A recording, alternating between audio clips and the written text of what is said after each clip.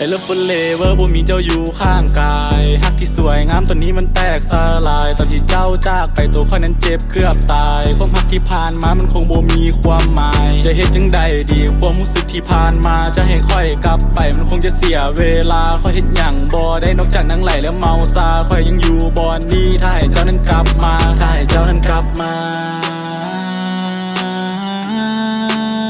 ถ้าให้เจ้านั้นกลับมา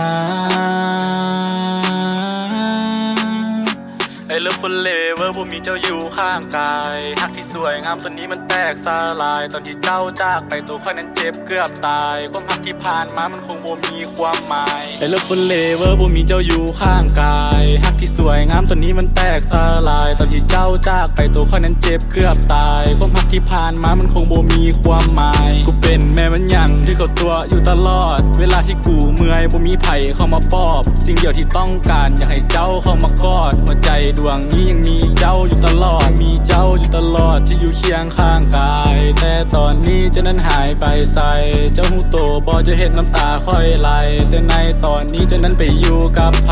เลิฟฟุลเลเวอร์บ่มีเจ้าอยู่ข้างกายฮักที่สวยงามตอนนี้มันแตกสลายตอนที่เจ้าจากไปตัวค่อยนั้นเจ็บเกือบตายความฮักที่ผ่านมามันคงบ่มีความหมายเลิฟฟุลเลเวอร์บ่มีเจ้าอยู่ข้างกายฮักที่สวยงามตอนนี้มันแตกสลายตอนที่เจ้าจากไปตัวค่อยนั้นเจ็บเกือบตายความฮักที่ผ่านมามันคงบ่มีความหมายจะเฮ็ดจังใดดีความรู้สึกที่ผ่านมาจะให้ค่อยกลับไปมันคงจะเสียเวลาค่อยเฮ็ดหยังบ่ได้นอกจากนั่งไหลแล้วเมาซาค่อยยังอยู่บ่อนนี้ถ้าให้เจ้านั้นกลับมา